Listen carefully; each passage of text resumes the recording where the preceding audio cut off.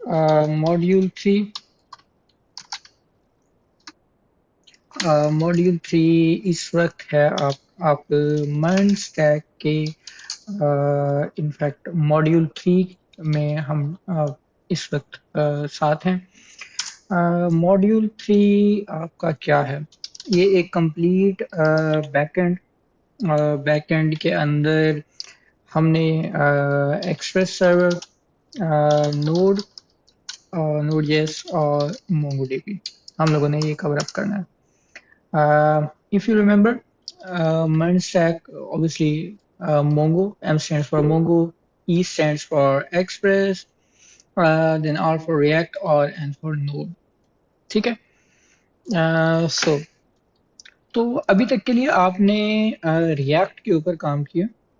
React में आप अपना फ्रंट एंड डेवलपमेंट किया करते हो। जो आपकी मॉडर्न एप्लीकेशंस होती हैं, उन मॉडर्न एप्लीकेशंस का कुछ आर्किटेक्चर है। अगर वो मैं आर्किटेक्चर बनाऊं आज के दिन में, वो थोड़ा सा समझना आपके लिए ज़रूरी है। मॉडर्न एप्लीकेशन कुछ यूं चलती हैं। ये आपका फ्रंट एंड है, ठीक है। फ्रंट एंड इट मींस आपकी क्लाइंट साइड, ठीक है। ओके। इसी तरह से आपके पास एक बैकएंड होगा। आपके पास फिलहाल के लिए मैं यहाँ पे बना रहा हूँ।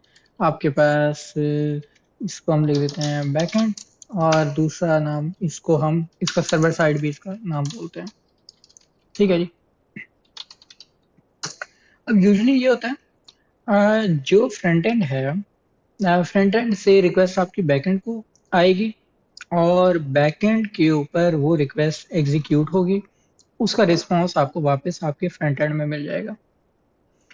फ्रंट एंड के अंदर अगर मैं कुछ टेक्नोलॉजीज की बात करूं तो बहुत ही सिंपल है। अगर वेब बेस्ड एप्लीकेशन के ऊपर बात करें तो आप सिंपल HTML, उसके बाद CSS, उसके बाद जावास्क्रिप्ट यूज करते हो, ठीक है।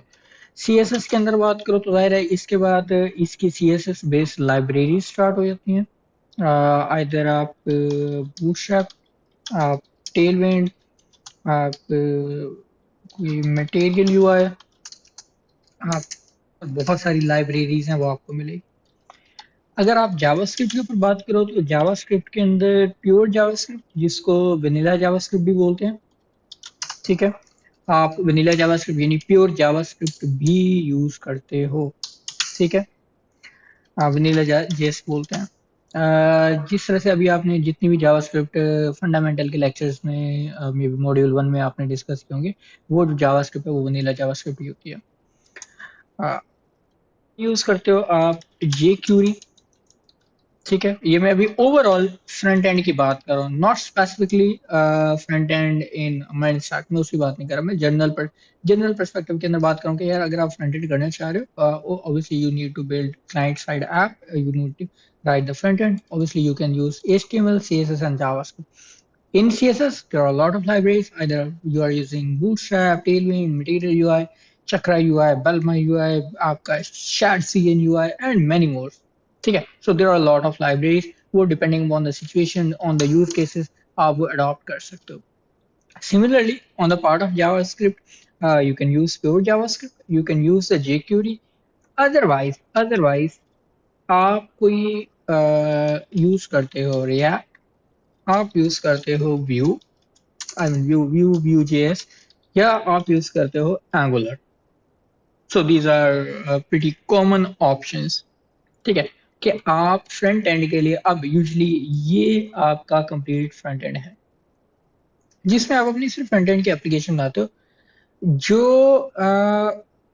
इससे अब क्या होता है कि आपका फ्रंट एंड, आपकी जो क्लाइंट साइड ऐप है वो सेपरेट रहती है, आपकी बैक एंड की लॉजिक जो है वो सेपरेट रहेगी, ठीक है। इसके अंदर आप कोई बैकएंड का काम नहीं करते, ठीक है। बैकएंड मींस आपको फाइल्स कैसे अपलोड होंगी, यूजर कैसे लॉगिन करता है, रजिस्टर कैसे करता है, अगर कोई उसने कंटेंट अपलोड करना है, लाइक कोई ऑर्डर्स प्लेस करने हैं, सो वो ऑर्डर्स कैसे प्रोसेस हो रहे हैं, डेटा कहाँ राइट हो रहा है, ये सारी चीजें आपके बैकएंड से रेलेवेंट होती हैं। ये चीज आप बैकएंड में हैंडल करते हो। मनसे की ब्यूटी ये होती है, दो ब्यूटी जो एक्चुअल में इसकी हैं। एक कि फ्रंट एंड और बैक एंड की टेक्नोलॉजी को अलग अलग कर देते हो आप।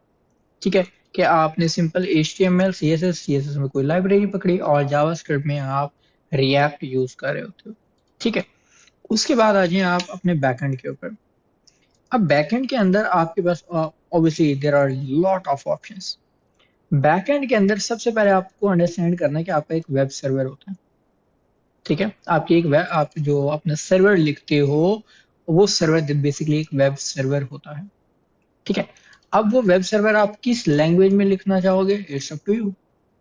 ठीक है, there are lot of server side languages. ठीक है, सर्वर साइड लैंग्वेजेस आपको पता होनी चाहिए। आपके पास PHP, ASP, JSP, ऑब्वियसली आप रूबी यूज कर सकते हो, देन आप पाइथन यूज कर सकते हो। There are more other languages. जाहिर है फिर हर किसी के अगेंस्ट इनके फ्रेमवर्क्स भी हुआ करते हैं। ठीक है, आप वो यूज कर सकते हो। तो ये आप लैंग्वेजेस को यूज, ऑब्वियसली हम यहाँ पे लिखना भूल गए जावास्क्रिप्ट, और जावास्क्रिप्ट का मतलब यहाँ पे नोड जेएस होता है। बैकएंड में सर्वर साइड के लिए आप वो नोड लिखते आप जावास्क्रिप्ट ही है, लेकिन जावास्क्रिप्ट लिखने के लिए जो एनवायरनमेंट चाहिए होता है वो आपको, जो आपको इसका इंटरप्रेटर चाहिए वो आपका नोड जेएस है। ठीक है जी, यहाँ तक कोई बात, कोई कंफ्यूजन जो आप, कुछ भी जो प्रॉब्लमेटिक हो? हाँ जी। सो हम करते क्या हैं, हम यूं करते हैं कि जी क्लाइंट साइड है, क्लाइंट साइड से रिक्वेस्ट आई बैकएंड के सर्वर को, बैकएंड सर्वर ने उसे एग्जीक्यूट किया और उसने रिस्पांस सेंड कर दिया आपके फ्रंट एंड को। सिंपल। अगर जैसे आप बात करें कि जी आपकी फ्रंट एंड के एप्लीकेशन में आपने एक एप्लीकेशन बनाई, उस एप्लीकेशन के अंदर आप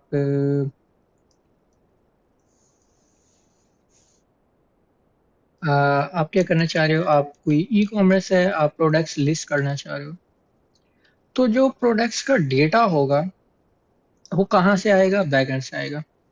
जो UI बनाए हुए हैं आपने वो ऑब्वियसली रिएक्ट के अंदर, फ्रंट एंड के अंदर वो यहाँ पे आ रहा होगा। बैकएंड डेटा कहाँ से आएगा, कितनी प्रोडक्ट्स लोड करनी है, कौन सी प्रोडक्ट्स लोड करनी है, कोई और पैरामीटर्स हैं, ये सारी एग्जीक्यूशन आपके बैकएंड पे होगी।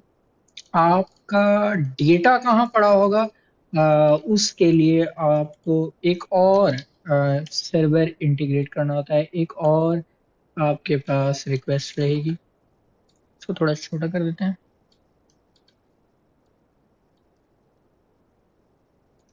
यूं ले लीजिए, और इसी को हम डुप्लीकेट कर लेते हैं लाइक दिस। और ये अब आपका क्या है, डेटाबेस सर्वर। ये कुछ कंप्लीट हो गया। इनफैक्ट डेटाबेस सर्वर के अंदर थोड़ा सा इसकी डायग्राम कुछ डिफरेंट होती है, तो हम बना लेते हैं। डेटाबेस को रिप्रेजेंट करने के लिए यूजली इस तरह की डायग्राम हम यूज कर रहे होते हैं।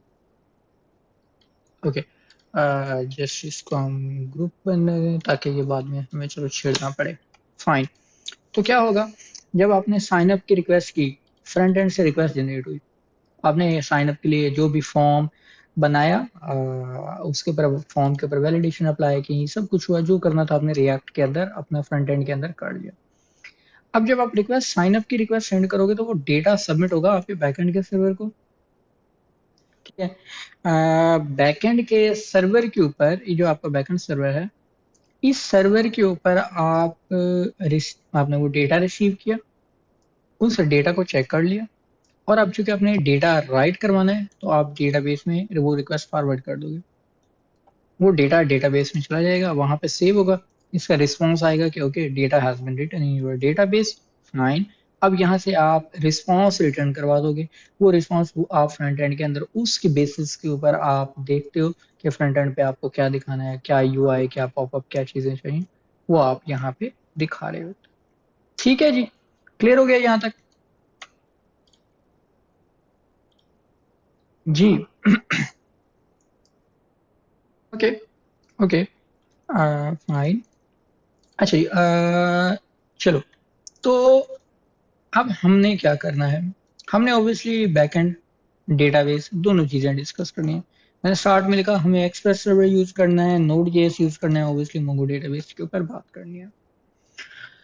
तो दो ऑप्शंस हैं, एक पहले मोंगो डेटाबेस पढ़ लें, या एक्सप्रेस से यानी नोड से स्टार्ट कर लें, अपना सर्वर लिखना स्टार्ट कर लें, उसके बाद एक दो सेशंस के बाद मोंगो डेटाबेस कर लें। ये चॉइस आप पे मैं छोड़ देता हूँ, जैसे आपका दिल करे। मैं दोनों कई बैचेस के अंदर मैंने मोंगो डेटाबेस पहले करवाता हूँ, ठीक है। उसके बाद फिर दो या तीन सेशंस, इनफैक्ट तीन सेशंस के बाद एक्सप्रेस या नोड के ऊपर हम बात कर रहे होते हैं। सो इट डिपेंड्स कि आप क्या चाह रहे हो।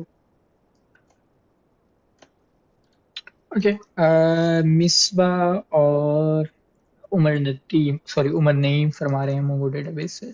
ओके, बाकी भी बता सकते हैं।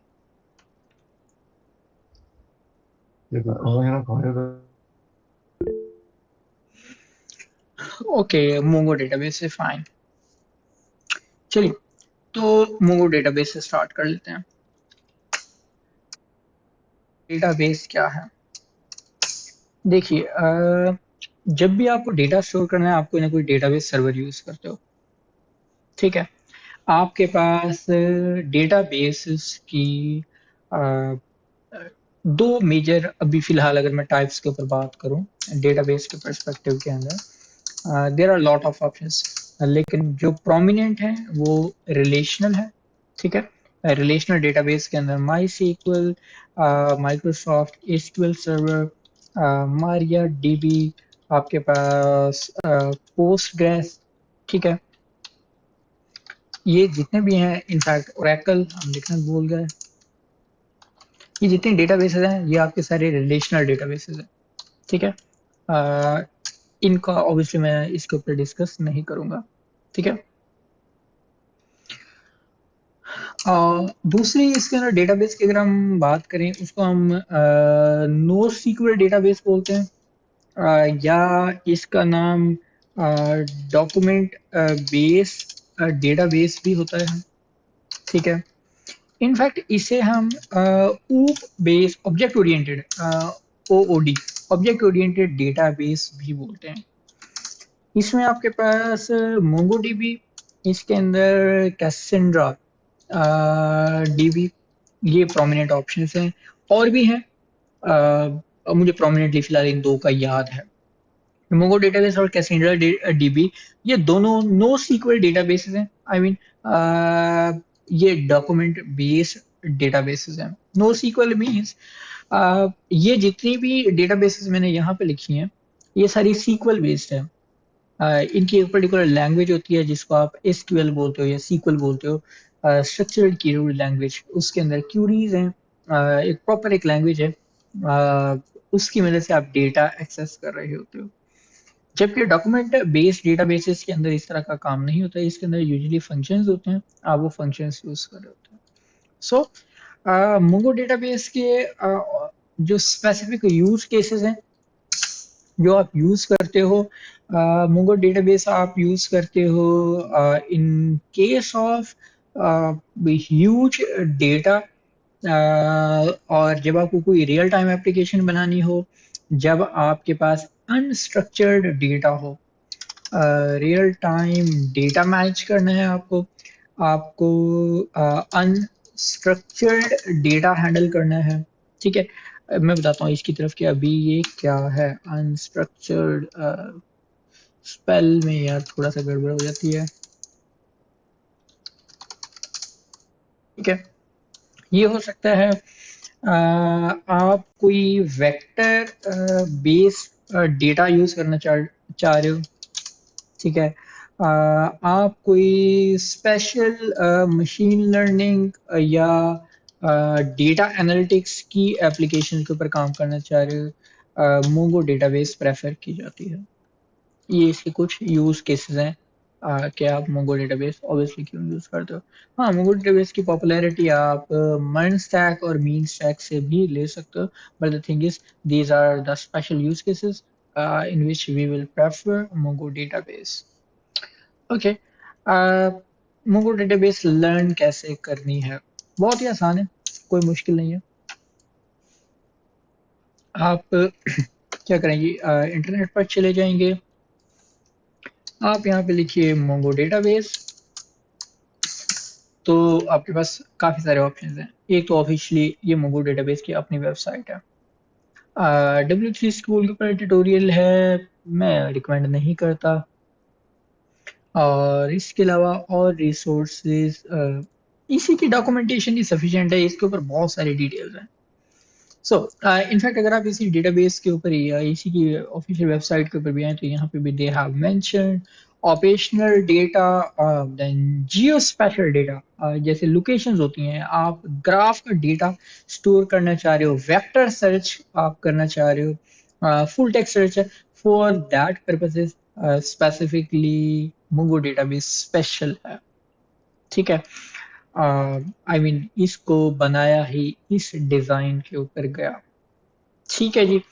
ओके, अब आपने इसको यूज कैसे करना है? तो गूगल मैप्स स्पेसिफिकली इसमें नहीं बने हुए, लेकिन इस तरह का कोई ना कोई और डेटाबेस सिस्टम होगा मिसवा, आपके लिए specifically, since you are asking कि गूगल मैप भी इसी में बने हुए। गूगल मैप का डेटा जो है वो स्पेसिफिकली मोंगो डेटाबेस में नहीं है, लेकिन इस तरह के अनस्ट्रक्चर्ड डेटाबेस में जरूर है। ठीक है, ऑब्वियसली जो रिलेशनल डेटाबेसेस है ना, रिलेशनल डेटाबेसेस का कंसेप्ट कुछ यूं होता है, इनके अंदर ना फिक्स्ड स्ट्रक्चर होता है, और इसके अंदर टेबल्स बना करते हैं, रिलेशन जिसको बोलते हैं कि जी इसके अंदर स्पेसिफिक कॉलम्स होंगे। ठीक है, उनके पर्टिकुलर नेम है, पर्टिकुलर डेटा टाइप्स हैं। ठीक है, अगर आपने एक टेबल बना दिया, यानी आप डेटा रखना चाह रहे हो, जैसे प्रोडक्ट्स है तो प्रोडक्ट्स के लिए अगर आपने 40 फील्ड्स रखे हैं तो वो 40 फील्ड्स ही रहेंगे, उन्हीं में डेटा इंसर्ट होगा। रिलेशनल डेटा मॉडल कुछ इस तरह से काम करता है। ठीक है, जबकि अनस्ट्रक्चर्ड के अंदर या ये जो डॉक्यूमेंट बेस है इसके अंदर थोड़ी सी डिफरेंट अप्रोच है।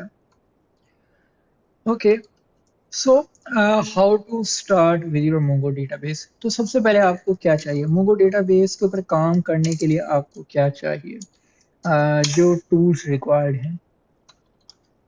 सबसे पहले तो आपको सर्वर चाहिए। ठीक है, आप क्या डाउनलोड करेंगे जी, मोंगो डीबी कम्युनिटी सर्वर। एक तो आप ये डाउनलोड कर लोगे अपने कंप्यूटर के ऊपर। उसके बाद आप डाउनलोड कर लोगे जी मोंगो डीबी कंपस। ठीक है, कंपस क्या किसके लिए होता है जी, ग्राफिकल यूजर इंटरफेस के लिए होता है। GUI के ऊपर आप ग्राफिकल यूजर इंटरफेस, एक टूल है एक डेस्कटॉप का, जिसकी मदद से आप मोंगो डेटाबेस हैंडल कर रहे होते हो। ये एक्चुअल में सर्वर है जो आप अपने सिस्टम पे इंस्टॉल करेंगे। कहाँ से इंस्टॉल करना है, सिंपल है, यहाँ पे लिखिए मोंगो डीबी, अल्लाह, मोंगो डीबी डाउनलोड, बस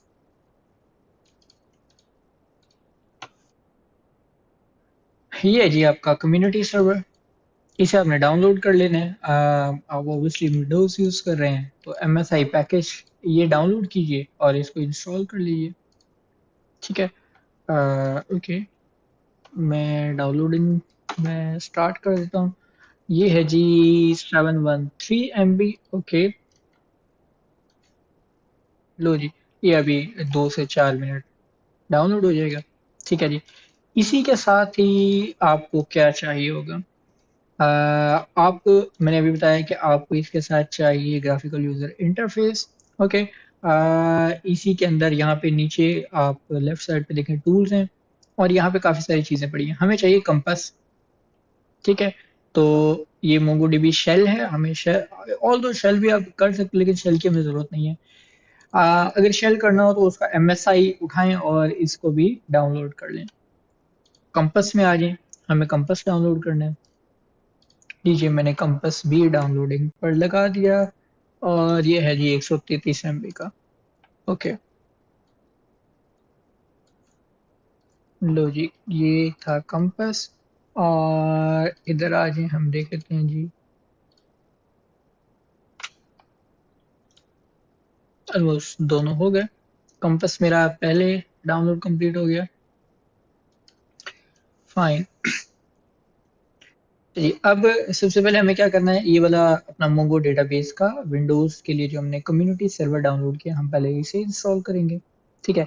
और इसके इंस्टॉलेशन के बाद फिर हम इंस्टॉल कर लेंगे अपने उस कंपास को। कंपास की मदद से ना हम उसे ग्राफिकली हैंडल कर सकते हैं। ये हमारा यूज हो रहा होगा बैकएंड के अंदर एज ए सर्विस। बैकएंड के अंदर हम इसको यूज कर रहे होते हैं। So that's all. फाइन। और लीजिए, ये मेरे पास इंस्टॉल हो गया। इसको ओपन करते हैं। ठीक है जी। लीजिए नेक्स्ट। सिंपल है, टर्म्स के साथ एक्सेप्ट कीजिए। कंप्लीट इंस्टॉल करना है। Fine. Install MongoDB as a service, और आप इसे run as a network service user ही रखेंगे। डिफॉल्ट ऑप्शंस यही हैं। सर्विस का नाम मोंगोडीबी है। फाइन। नेक्स्ट। अच्छा, ये इसको अनचेक कर दीजिएगा, इंस्टॉल मोंगोडीबी कंपास, क्योंकि जब आप ये चेक रखोगे तो ये इंटरनेट से उसको डाउनलोड करना स्टार्ट कर देगा और ये थोड़ा सा स्लो हो जाता है। तो इसीलिए मैं इसको अनचेक कर रहा हूँ। मैंने कहा जी नेक्स्ट इंस्टॉल। ठीक है। ये अभी इंस्टॉलेशन स्टार्ट कर देगा। फाइन। जब तक ये इंस्टॉलेशन करता है, हम अगली बात कर लेते हैं। ठीक है। मोंगो डेटाबेस एक्चुअल में दिखता किस तरह का है, काम कैसे करता है।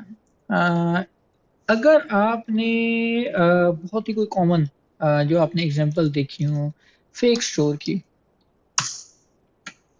फेक स्टोर के ऊपर आपने प्रोडक्ट्स देखी। What's going on? Fake store API. Okay. Does not store, does not support a secure connection. क्यों भैया? हम जेसन प्लेस होल्डर की बात करते हैं। Jason place holder. ओके। ठीक है जी। ये आपके पास आपकी कुछ प्रोडक्ट्स थी। होल्ड ऑन, मैं इसको अलाउ कर दूं। ठीक है, जस्ट मैंने उसे अलाउ कर दिया। ये इंस्टॉलेशन ऑलमोस्ट कंप्लीट हो गई। ओके। तो ये क्या है जी, ये आपकी प्रोडक्ट्स हैं जेसन के अंदर। इस चीज से तो आप लोग फेमिलियर हैं। हाँ जी। भाई, ये तो आपको सबको पता है ना कि ये क्या है। ये आपका एक जावास्क्रिप्ट का सिंपल एक अरे है। और उस अरे के अंदर क्या है, आपके पास ऑब्जेक्ट्स हैं। ऑब्जेक्ट की वैल्यू पेयर के अंदर है, जिसके अंदर डिफरेंट डेटा टाइप्स हैं। Integer and is a string, then may be float और डबल। और यहाँ पे ऑब्जेक्ट के अंदर ऑब्जेक्ट भी आप रख सकते हो। So very simple, these are the objects. इन सबको कंबाइन करने के बाद आपने एक अरे बना ली। Okay fine. मोंगो डेटाबेस की खास बात ये है कि ये जो डेटा आपको दिख रहा है, मोंगो डेटाबेस दरअसल डेटा को इसी तरह से इंटरप्रेट करती है, इसी तरह से हैंडल करती है। ठीक है। मैंने कहा था कि ये समरसा की दो स्पेशलिटी हैं, दो इसकी खूबसूरती है। क्या? एक तो हमने ये कहा था कि ये फ्रंट एंड और बैक एंड को डिफरेंट, आई मीन स्कैटर्ड, इनको डीकपल कर देगा। ये दोनों आपके अलग अलग हो जाएंगे। ठीक है। आपका फ्रंट एंड बैक एंड अलग अलग हो गया, डीकपल्ड हो गया। ये इंटीग्रेटेड जरूर होते हैं, लेकिन ये इंडिविजुअल एप्लीकेशन हुआ करती है। ये पहला फीचर था। दूसरा मंस्ट्रा की ब्यूटी ये हुआ करती है कि आपको सिर्फ जावास्क्रिप्ट ही सीखना है। Either you are working on front end, आपको रिएक्ट के लिए क्या करना है, जावास्क्रिप्ट सीखना है। आपको बैकएंड के ऊपर, आप नोड के ऊपर काम करना है, आपको सिर्फ जावास्क्रिप्ट सीखनी है। ठीक है। अब आपको डेटाबेस के ऊपर काम करना है, आपको सिर्फ जावास्क्रिप्ट ही सीखनी है और कुछ नहीं चाहिए। So it's all about JavaScript. ये इसकी ब्यूटी है। Okay fine. ओके, ये अभी फाइल्स कॉपी कर रहा है। तो अगर मैं कहूँ कि ये डेटा, ये आपका डेटाबेस है, ये आपका डेटा है, तो इसके कहने में कोई दो राय नहीं है। ये आपका डेटा इसी तरह से ही रहेगा। यानी कि इस किस्म का ये जो डेटा है, जो जेसन है, वो डेटाबेस इटसेल्फ इसी फॉर्मेट में डेटा दिखाता है, इंटरप्रेट करता है। ठीक है जी। एक्चुअल में मोंगो डेटाबेस इस डेटा को इनक्रिप्ट करके रखता है अपने पास। जब ये इनक्रिप्ट करेगा तो इसको नाम देता है बेसन का। Binary Jason. ठीक है। तो अपने सारे डेटा को वो कन्वर्ट करके बेसन के अंदर रखेगा। उप्स, मैंने डेटा कॉपी करके पेस्ट किया तो ये, चलो कभी तो हो ही जाएगा। अच्छा जी, अगर हम मोंगो डेटाबेस के ऊपर बात करना चाहें, इसकी कुछ कंसेप्चुअल चीजें, तो यहाँ से रिसोर्सेज, ये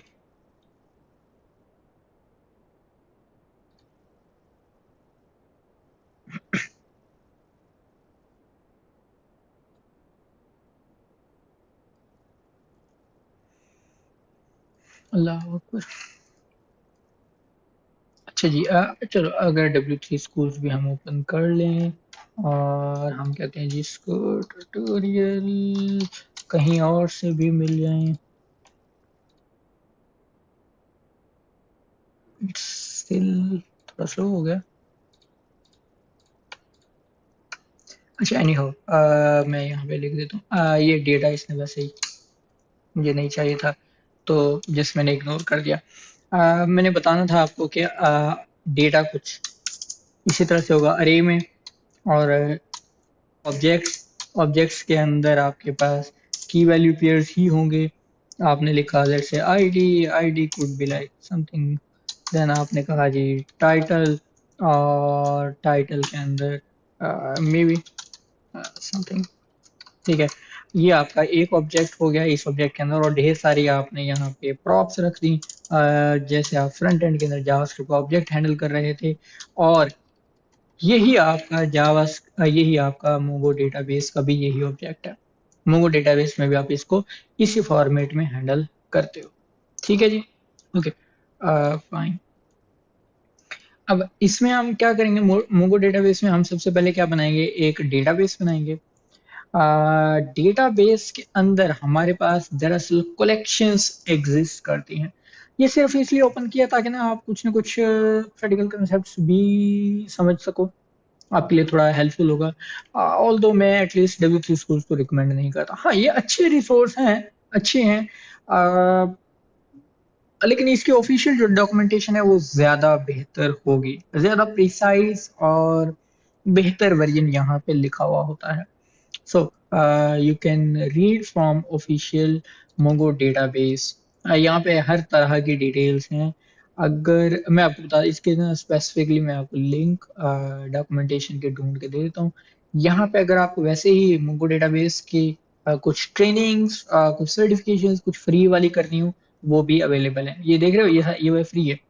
इंट्रोडक्शन टू मोंगो डेटाबेस, आपको इन डेप्थ चीजें लर्न करना है, you can start from here. ठीक है, so there is no need to go around different other resources, try करने चाहिए but still anyhow. Document based database है, JSON की तरह की होती है लेकिन इनक्रिप्ट करके हम उसे बेसन बोलते हैं, fine, and that's all. There we go, this is an particular example of Mongo database. अच्छा, इसके अंदर जो इम्पोर्टेंट बात है वो ये है कि ये जो आपका पूरे का पूरा डेटा है, इसको मैं, क्या हुआ, ये इंस्टॉलेशन कंप्लीट नहीं हुई अभी। ओके, हो रही है, फाइन। ये जो मेरा डेटा है, अगर मैं इसको निकाल लूं तो ओवरऑल आपने सबसे पहले क्या बनाना है जी, आपने डेटाबेस बनानी है। डेटाबेस के अंदर आपके पास कलेक्शंस एग्जिस्ट करती हैं। डेटाबेस आपकी प्रोजेक्ट लेवल पे होती है, ठीक है, यानी कि आपकी एप्लीकेशन लेवल या प्रोजेक्ट लेवल की आप क्या करते हो, एक डेटाबेस बनाओगे। उस डेटाबेस के अंदर क्या रहेगा, कलेक्शंस। कलेक्शंस क्या होंगी, लाइक आप यूजर्स का डेटा स्टोर कर रहे हो तो यूजर्स की कलेक्शन, आप प्रोडक्ट्स, ऑर्डर्स, रिव्यूज, ठीक है, एंड दैट्स ऑल। ये आपके पास डिफरेंट कलेक्शंस हो सकती हैं। कलेक्शन के अंदर क्या होता है, ये डॉक्यूमेंट होता है। Document mean individual individual record कह लो।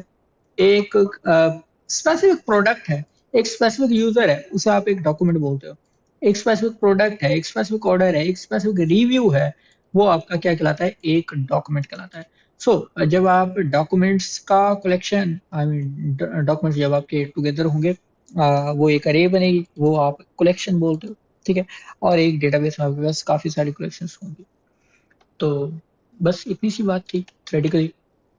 ये अभी एक डॉक्यूमेंट को रिप्रेजेंट कर रहा है, मीन्स के ये आपके कोई प्रोडक्ट को रिप्रेजेंट कर रहा है, जिसका टाइटल, इसकी बॉडी, इसमें कैटेगरी क्या थी, लाइक्स क्या थे, टैग्स क्या हैं, डेट क्या, एंड दैट्स ऑल। ओके। सो अच्छा, आगे आ गई मुश्किल बातें हैं, वो हम बाद में करेंगे। लीजिए हम यहाँ पे थे, इसके ऊपर बात करें। इसके ऊपर आप इसको रजिस्टर कर लीजिएगा, और प्रीव्यू देखना चाहें वो देख सकते हैं। ये आपके पास यहाँ पे डिटेल्स हैं। इसमें उन्होंने बता दिया मोंगो डेटाबेस के साथ स्टार्ट कैसे करना है। अच्छा, ये अटलस अभी एक आध दिन में हम डिस्कस करेंगे अटलस क्या है। आप यहाँ से देख सकते हो कि मोंगो डेटाबेस और डॉक्यूमेंट मॉडल क्या है, देन डेटाबेस के साथ कैसे कनेक्ट करते हैं, CRUD ऑपरेशन। सो अगर मोंगो डेटाबेस के ऊपर काम करना है, so this is the best thing to learn. ठीक है, इतनी ह्यूज डिटेल्स, लाइक कि मैं ट्रांजेक्शन्स के ऊपर काम नहीं करवाता। ऑब्वियसली डेटा मॉडलिंग है, data modelling, there are lot of things, ये बहुत एडवांस चीजें हैं। हम ये अटलस सर्च और लाइक इस तरह की बाकी के हम ऑपरेशंस ऑब्वियसली डिस्कस कर रहे होंगे। तो आप ये वाला कोर्स लाजमी ट्राई कीजिएगा। This is the best thing. Fine. अल्लाह अकबर, मोगो डेटाबेस की installation slow. Oh oops oops oops oops, oops. ये इधर कहाँ चला गया है?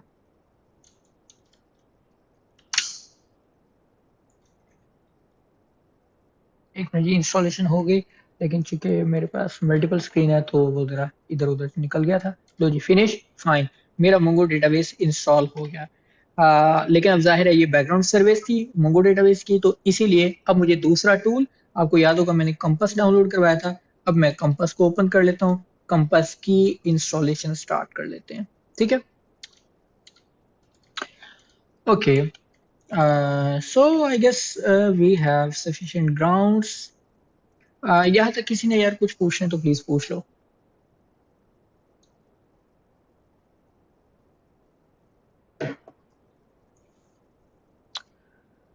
हाँ जी।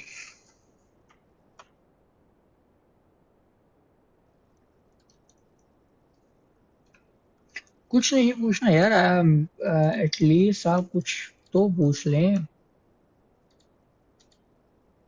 There is nothing to discuss. Okay, fine. Hmm. अब आपको क्या करना है? ऑब्वियसली हम अपने डेटाबेस सर्वर के ऊपर कोई ना कोई डेटाबेस बनाएंगे, देन उसमें कलेक्शंस बनाएंगे, और फिर हम क्या बनाएंगे, उसके अंदर डॉक्यूमेंट्स ऐड कर रहे होंगे। ठीक है। मैंने आपसे भी थोड़ी देर पहले डिस्कस किया था कि आप एटलीस्ट एक प्रोजेक्ट प्लान कर लो। ठीक है। उस प्रोजेक्ट के लिहाज से आप ये चीजें इंप्लीमेंट करोगे तो आप बेहतर तरीके से समझ पा रहे होंगे, आप उसको इंप्लीमेंट कर पा रहे होंगे। Otherwise it will be tricky thing. कि थ्योरेटिकली मैं ऐसी सारी कहानियां नहीं सुना रहा हूँ, क्योंकि पर्टिकुलर एग्जांपल्स हैं, इम्प्लीमेंटेशन हैं। So this would be a good thing. अच्छा जी। एनी हाउ, यहाँ पे मैं आपको एग्जांपल बता देता हूँ कि मेरे पास कलेक्शंस क्या क्या बन सकते हैं। कलेक्शंस जो जो आप डिफरेंट टाइप का डेटा हैंडल करते हो। ठीक है। जैसे मैंने यहाँ पे मेंशन किया, यूजर्स हैं, देन प्रोडक्ट्स हैं, ऑर्डर्स हैं, रिव्यूज हैं। आपकी कोई और कलेक्शन हो सकती है, जैसे कोई कोर्सेज हो सकते हैं, कैटेगरीज हो सकती हैं। मेरे पास ये देखिए मोंगो डीबी कंपास इंस्टॉल हो रहा है। ठीक है। इसका यूआई कुछ थोड़ा सा इंस्टॉलेशन के दरम्यान इसी तरह से वेयर्ड टाइप का ही है। ओके। तो आप वो सारी की सारी क्या करते हो, अपने पास कलेक्शंस बनाओगे। ओके। इसके अंदर कोई पर्टिकुलर डेटा टाइप्स हैं, वो डेटा टाइप्स क्या हैं, वही कॉमन डेटा टाइप्स हैं, इंटीजर्स हैं। ठीक है। देन आपके पास स्ट्रिंग, आप इसमें अरे डायरेक्टली स्टोर कर सकते हो, इसमें आप ऑब्जेक्ट स्टोर कर सकते हो, डेट स्टोर कर सकते हो। अह, इसकी एक पर्टिकुलर इंपॉर्टेंट डेटा टाइप है जिसको ऑब्जेक्ट आईडी बोलते हैं। ऑब्जेक्ट आईडी ना हर डॉक्यूमेंट की एक यूनिक आईडी होती है, एक यूनिक आइडेंटिफायर है। ठीक है, वो यूनिक आइडेंटिफायर क्या करता है, हर ऐसे समझ लें हर हर डॉक्यूमेंट को, जैसे आप उसको कल को आपने उसे मॉडिफाई करना है, अपडेट करना, डिलीट करना है, उसके लिए आपको उसका यूनिक आईडी चाहिए होगा, वो यूनिक ऑब्जेक्ट आईडी है। सो मेरे पास कंपास ओपन हो गया है। ये कंपास टूल है आपके पास। चूंकि मैंने ये ऑलरेडी कनेक्शंस बनाए हुए हैं तो कुछ इस तरह से आ रहे होंगे। अगर मैं ये सारे रिमूव कर दूं तो क्या होगा, कुछ नहीं होगा। हम रिमूव कर देते हैं। मैं क्या करता हूँ, इसको डिलीट, इनफैक्ट ओके, चलो आपके लिए ये सारे मैं डिलीट कर देता हूँ।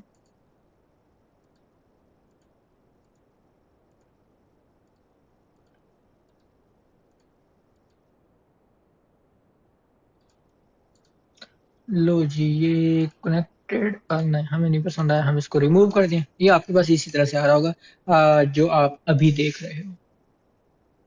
सिंपल, ये है कंपास। अब आपने क्या रन करना है, कंपास। जैसे ही कंपास आप रन करोगे इस तरह का इंटरफेस आएगा। आपने कहना है जी ऐड न्यू कनेक्शन। ओके, ये कनेक्शन URI है। ये क्या है, इसको बाद में हम इन डिटेल डिस्कस करेंगे, फिलहाल इसको डिस्कस नहीं करते। आ, आसानी के लिए बस इतना समझना है कि ये डेटाबेस सर्वर जो है आपका, वो सर्वर 27017 इस पोर्ट के ऊपर कम्युनिकेट करेगा। पीछे उसका मोंगो डीबी प्रोटोकॉल होगा। बस आपने इसे सेव एंड कनेक्ट करना है। ये आपके पास इस तरह से आएगा। लोकल होस्ट, ये आपके पास बबल ग्रीन, इट मीन्स ये लाइव है, आपका सर्वर चल रहा है। एडमिन कॉन्फ़िगर लोकल, ये तीन डेटाबेसेस हैं और ये पहले की बनी हुई हैं और ये इसकी डिफॉल्ट डेटाबेसेस है और इनको आपने नहीं छेड़ना। सिंपल। एक नया कनेक्शन बनाते हैं, सॉरी कनेक्शन नहीं, एक यहाँ पे, अब आप यहाँ पे आओगे, इस कनेक्शन के अंदर यहाँ पे ये प्लस पे क्लिक करोगे, ये कहता है नई डेटाबेस। फाइन, डेटाबेस का नाम बताएं। मैं कहता हूँ जी NXV underscore invoice generator. Simple, मैंने इसकी एग्जांपल इनवाइस जेन के नाम से मैं क्या करता हूँ, एक डेटाबेस बनाता हूँ। जब आप एक डेटाबेस बनाना चाह रहे हो, मोंगो डेटाबेस कहता है कि आप कम से कम एक कलेक्शन तो बताएं ना, आप क्या डेटा रखना चाह रहे हो, एक कलेक्शन तो बताएं।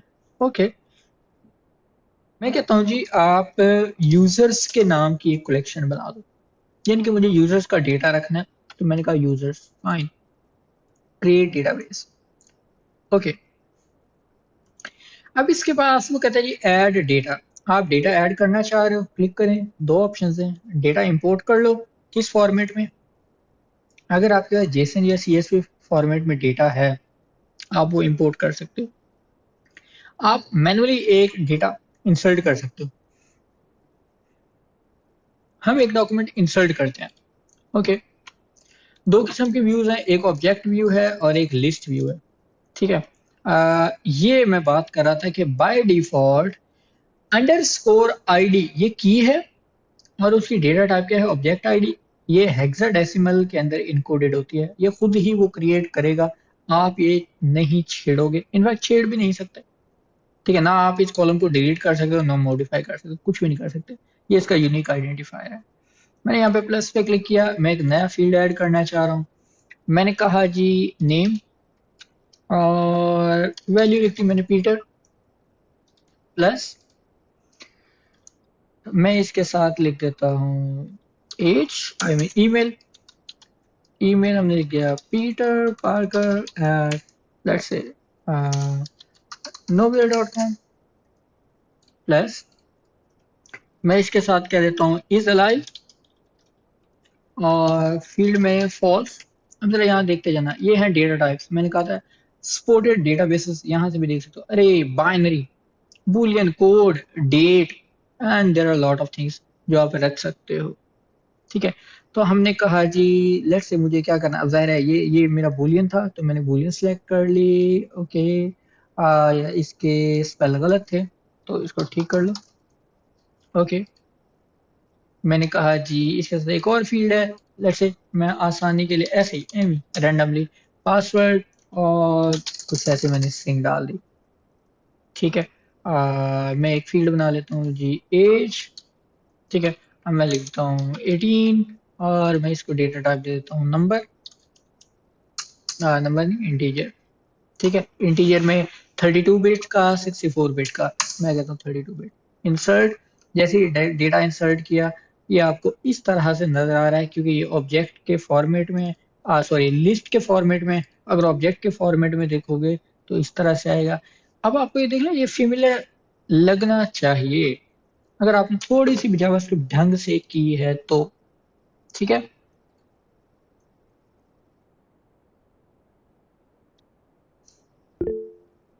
जी मिश्रा प्लीज पूछिए। सर मैं आपसे ये पूछना चाह रही थी कि ये जो पासवर्ड आपने दिया है, हम्म। अ, अगर कोई और इस डेटाबेस को ओपन करेगा तो वो हर, अगर कोई यूजर्स हैं उनके हमने नेम और पासवर्ड दिए में है, तो वो हर एक को एक्सेसिबल होगी ये जो पासवर्ड है। देखिए, ये आप जो कंपास टूल यूज करते हो ये एडमिनिस्ट्रेशन के लिए यूज करते हो, ये आप अपने पर्सनल कंप्यूटर के ऊपर यूज करते हो। जी। ये यूज करते हो आप सिर्फ और सिर्फ कुछ ऑपरेशंस परफॉर्म करने के लिए, लाइक आपको कुछ डेटा इंपोर्ट करना है, कोई एक्सपोर्ट करना है, कोई आपको एनालिटिक्स जानने हैं, कोई और ऑपरेशंस परफॉर्म करने हैं। आप उस, यूं समझ ले एडमिनिस्ट्रेशन के लिए जब आप यूज करना चाहोगे तब आप कंपास टूल यूज करते हो। तब आपको डेटा, जाहिर है आप वहां पे डेटा भी देख सकते हो। ठीक है, अच्छा। अच्छा। जब हमने एक्चुअल में अपनी एप्लीकेशन को यूज करना, इस सारे अभी डेटाबेस को हम इस तरह से तो यूज नहीं करेंगे। हमने एक एप्लीकेशन बिल्ड करनी है। ठीक है, उस एप्लीकेशन के अंदर data through programming, through coding आ रहा होगा। ठीक है, तो ऑब्वियसली मेरा डेटा किसी को भी, अ, किसी भी मेरी एप्लीकेशन में डेटा, उसको अपना ही डेटा नजर आएगा। और उसमें भी पासवर्ड तो हम कभी भी वैसे भी नहीं दिखाते, पासवर्ड कभी प्लेन टेक्स्ट भी नहीं रखते। So there are lot of things जो आइंदा आने वाले दिनों में आएंगी। ठीक है। ओके, अगर मैं यहाँ पे फीक स्टोर के ऊपर आऊं और यहाँ पे यूजर्स सेलेक्ट कर लूं, तो ये देख रहे हो, ये इन्होंने यूजर्स का डेटा कुछ रखा हुआ है। अब ये यूजर्स के अंदर क्या है, इन्होंने एड्रेस एक ऑब्जेक्ट बना लिया, इसके अंदर कहा जियो लोकेशन एक और ऑब्जेक्ट है, city street number zip code. Okay, ID one, email, user name, password, और नेम के अंदर कहा जी first name last name, phone, और ये फील्ड है। ये वाला सारा का सारा डेटा जो है, आप कंट्रोल एस करो, ये डाउनलोड हो जाएगा। मैंने कहा जी ये यूजर्स का डेटा है, फाइन, ये सेव कर लिया। आप आए अपने कंपास के ऊपर, इंपोर्ट कर लें, फाइन। मैंने ये अभी डाउनलोड्स में रखा हुआ था, मैंने सेलेक्ट कर लिया और ये लो सेलेक्ट कर लिया, इसे इंपोर्ट करो। आपकी डेटाबेस के अंदर सारा डेटा इंपोर्ट हो गया। ठीक है जी, बहुत ही आसान है जी। ठीक है, डेटा आपका, सैंपल डेटा आपके पास इंपोर्ट हो गया है। अब आपको पता है कि सैंपल डेटा आपके पास क्या है। लेट्स से ये पहले वाला था, आपने, आपको पसंद नहीं आया, आपने डिलीट करना है, क्लिक करो, डिलीट कर दो, हो गया। ठीक है, लेकिन ऑब्वियसली प्रोग्रामिंग के अंदर आप अपनी एप्लीकेशन के अंदर यहाँ से तो आप ये चीज तो ऐसे हैंडल नहीं करोगे। ये सिर्फ और सिर्फ आपकी अंडरस्टैंडिंग के लिए है कि आप कुछ चीजें देख पाए कि ओके ये टूल काम कैसे करता है। सिर्फ इतनी सी बात है। ठीक है, ओके। सो हमने डेटा इंपोर्ट करके देख लिया। अगर एक्सपोर्ट करने तो ऑब्वियसली आप एक्सपोर्ट कर सकते हो। कंप्लीट कलेक्शन करनी है, कंप्लीट कर लो। अगर आपने कोई स्पेसिफिक, जैसे आपने कोई सर्च की हुई है, कोई डेटा अभी जो आपके पास करंट व्यू में है, आपने वो एक्सपोर्ट करना है, तो आप क्यूरी रिजल्ट्स एक्सपोर्ट कर दो। इस वक्त मेरे पास टोटल 10 डॉक्यूमेंट्स हैं और मैं टोटल, ये देख लो यहाँ पे 25 देखने हैं, 50, 75, 100 कितने देखने हैं। ठीक है, ये आपके पास ऑप्शंस हैं। अच्छा, आप सैंपल डेटा भी ले सकते हो। सैंपल डेटा आपको सैंपल डेटाबेस भी दे देते हैं। आप लिखिए सैंपल मोंगो डीबी डेटाबेस, और आप चले जाओ इसी की ऑफिशियल वेबसाइट के ऊपर, और यहाँ पे आपके पास वो कहता है बहुत सारी डेटाबेसेस हैं। एयरबीएनबी, सैंपल एनालिटिक्स का data, geo spatial, mflix, I mean ये नेटफ्लिक्स के टाइप का होगा, रेस्टोरेंट्स का data, supply store data, training का डेटा, वेदर का डेटा। ठीक है, ये उसने मुख्तलिफ डेटाबेसेस सैंपल रखी हुई हैं। ओके, अगर मैं बात करूं एमफ्लिक्स की, मैं ये इधर जाता हूँ। अच्छा, ये मैं डाउनलोड करना चाह रहा हूँ तो कहाँ से होगा? अ,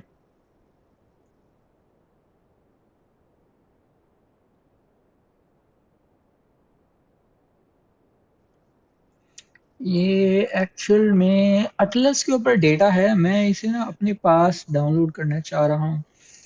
अटलस क्या है मैं आपको बताऊंगा। अटलस ना एक ऑनलाइन प्लेटफॉर्म है जिसके ऊपर आप डेटाबेस लाइव डिप्लॉय करते हो। ठीक है, यानी कि अगर आप, अभी तो ये मैंने सर्वर अपने पास डाउनलोड किया ना, और ये वाली जो डेटाबेस बनाई है ये मेरे कंप्यूटर पर है, मेरे सर्वर पर है, मेरे सिस्टम पर है। अगर आप लाइव डेटाबेस यूज करना चाह रहे हो तो आप यूज कर लेते हो अटलस को। ठीक है, तो हम अटलस की तरफ आएंगे, लेकिन फिलहाल मैं नहीं आना चाह रहा। लोड करवाना चाह रहा है, लोड। ओके, और ये लोड करवाना चाह रहा है ऑब्वियसली इसी के अंदर। हम डाउनलोड डाउनलोड नहीं कर सकते?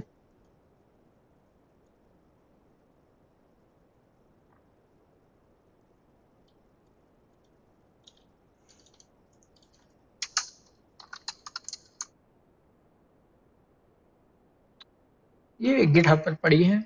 यहाँ पे ये अटलस के ऊपर, अटलस के ऊपर ऑब्वियसली हम अभी बात नहीं करें, तो हम यहाँ से डाउनलोड कर लेंगे। ओके, यहाँ पे सैंपल डेटा सेट अवेलेबल है, और there are the amazing things. आपके पास क्या पड़ा है जी? सैंपल एयरबीएनबी का डेटा, वही वाली सारी की सारा डेटा यहाँ पे भी अवेलेबल है। अगर मैं स्पेसिफिकली एमफ्लिक्स की बात करूं, ओके, अल्लाह अकबर, ये इधर मत लेके जाओ। यहाँ पे क्या है? हम चलते हैं जी एमफ्लिक्स। Okay, fine. यहाँ पे देखो उसने क्या किया हुआ है, ये मुख्तलिफ कलेक्शंस पड़ी हैं, एक दो तीन चार पांच कलेक्शंस पड़ी हुई हैं। और अगर मुझे ये डाउनलोड करना हो तो मेन आर का ये पूरे का पूरा मैं डाउनलोड ही कर लेता हूँ। बस इसको मैंने डाउनलोड किया।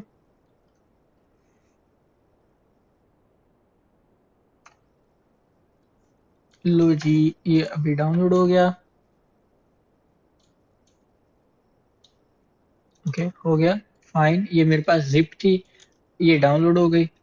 ये Mongo dB sample data set database जो भी है, इसको मैं अपने पास डाउनलोड्स में ही रख लेता हूँ। ओके, ये एक्सट्रैक्ट हो गया, इसको क्लोज कर देते हैं, और मैं अपने फाइल एक्सप्लोरर में चला गया।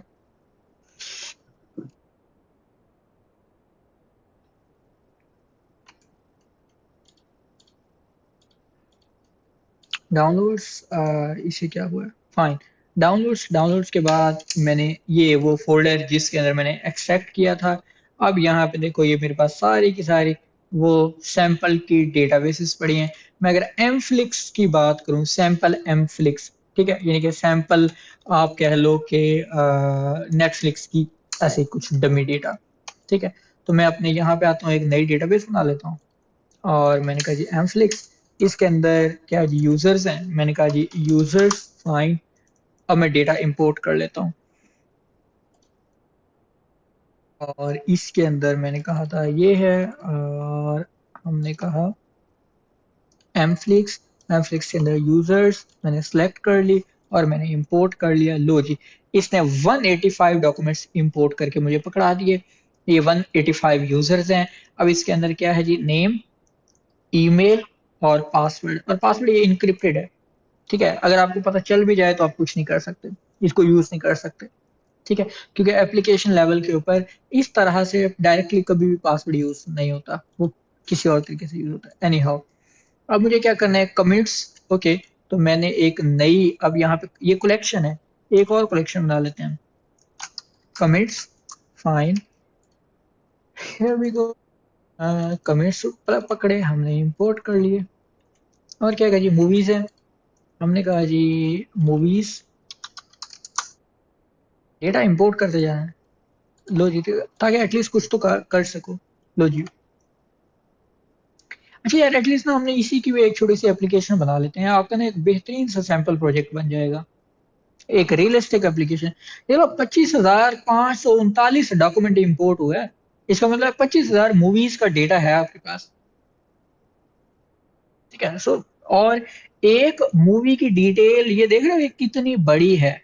अगर खाली इसी को बात करो तो प्लॉट, जाहिर है प्लॉट का मतलब कुछ ना कुछ डिस्क्रिप्शन है। ये आई डोंट नो ये क्या फील्ड है, जनरेशन है क्या है ये मुझे नहीं पता। एनी हाउ, इसके अंदर ये एक अरे है, इसके अंदर वैल्यू शॉर्ट पड़ी है, रन टाइम 1 है, कास्ट के अंदर अरे है, ये उसके कोई हीरोज होंगे। इसके ऊपर कमेंट्स एक है, टाइटल है, उसके बाद इसका फुल प्लॉट है, ये देखो, ये शॉर्ट में प्लॉट था, ये फुल प्लॉट है। कंट्रीज, देन इसके डायरेक्टर्स, डेट, रेटेड अनरेटेड है, ये अवार्ड, अवार्ड एक ऑब्जेक्ट है, कितने विन किए, कितने नॉमिनेशंस हैं। So there are lot of things. IMDb rating ये देखो, ये पढ़िए, टोमेटो रेटिंग ये पढ़िए। सो ह्यूज डिटेल्स, ठीक है, यहाँ पे पड़ी है, ये मूवीज हैं। तो क्या चलो, ये हमने डेटा इंपोर्ट कर लिया, हमने मूवीज, कमेंट्स और यूजर्स। ठीक है, ठीक है, सेशंस और थिएटर्स ये क्या है ये भी देख लेते हैं। हमने कहा जी एक और बना लो कलेक्शन, सेशंस, और ये लो जी डेटा सेशंस का रख लो। अच्छा, ये सेशंस का मतलब वो लॉगिन है, ये इसको इसको बाद में देखेंगे। चलो, अभी हमने इंपोर्ट तो कर लिया। और थिएटर्स के ये वाली मूवीज कहाँ पे स्केड्यूल्ड होंगी, उसको शायद उसने थिएटर का नाम दिया है। चलो जी, हमने ये भी डेटा इंपोर्ट कर लिया, एंड दैट्स ऑल। लो जी, ठीक है, तो जी, क्यूरीज भी जनरेट हो जाती हैं। क्यूरीज से क्या मुराद है आपका मिसवा?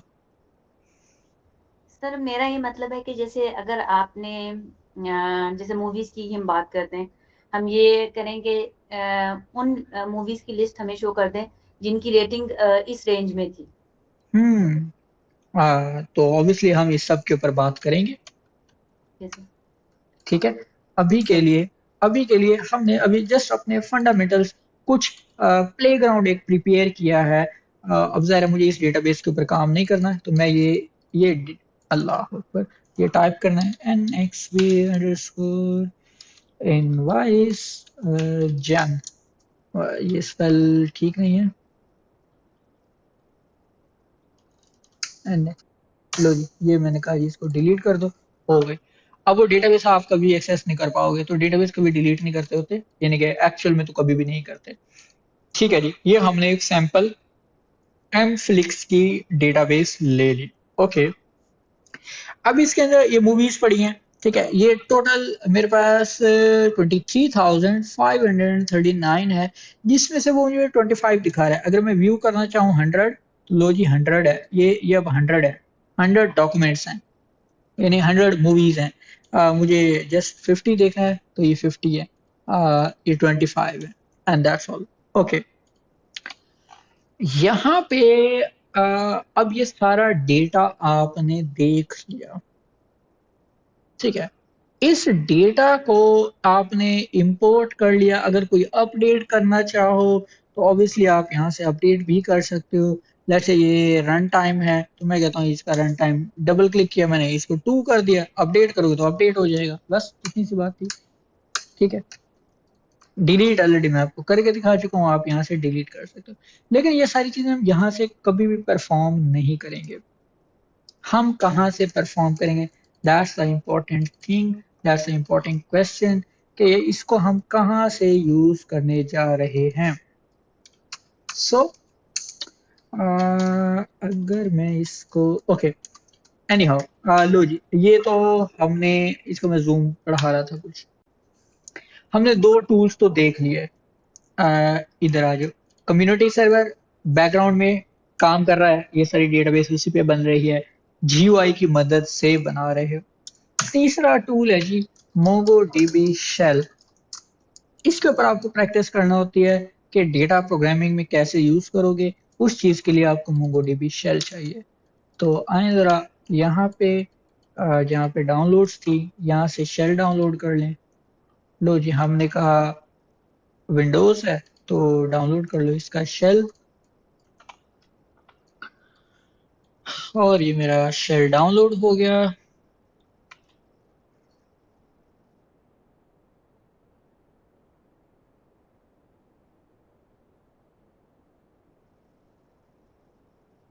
फाइन।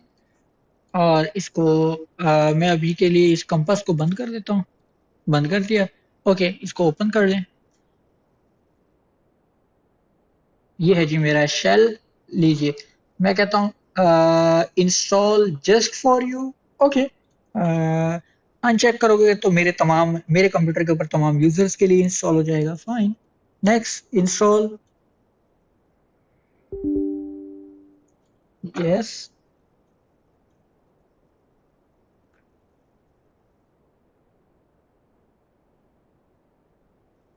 लो जी, मेरा शेल भी इंस्टॉल हो गया। Okay, that's it. अब कंपास को दोबारा ओपन करो।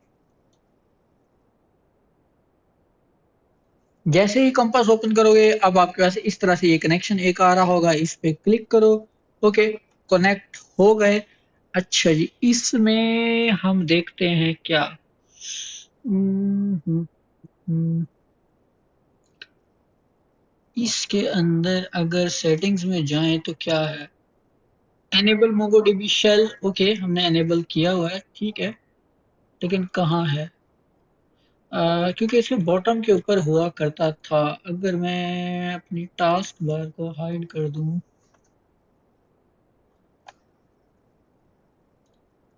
टास्क बार सेटिंग्स, और हम कहते हैं जी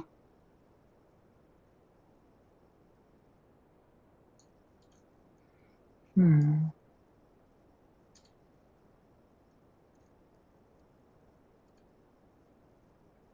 स्टिल ओके। लेकिन अभी भी इसके ऊपर शेल नहीं है। शेल होना चाहिए था। अच्छा, शेल अगर इसके ऊपर नहीं है तो कहाँ से मिलेगा। एक मिनट जी, शेल देख लेते हैं।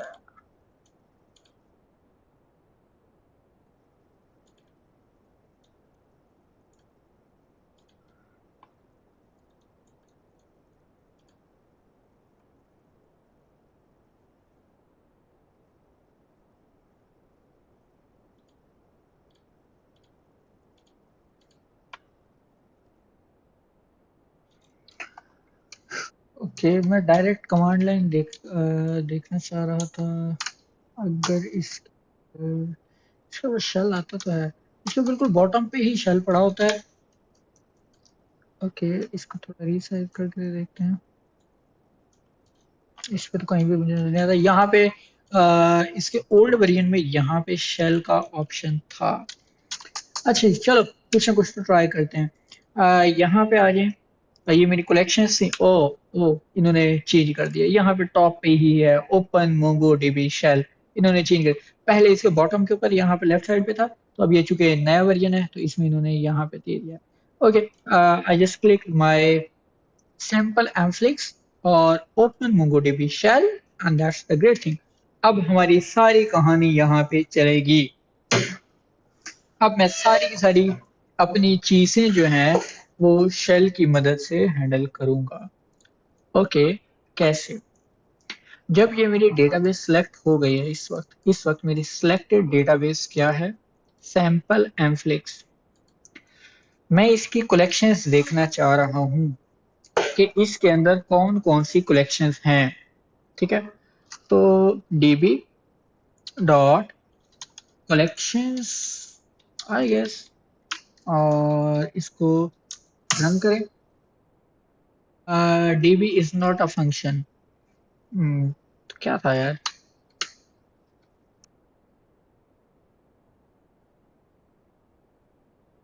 किस में? एक मिनट जी।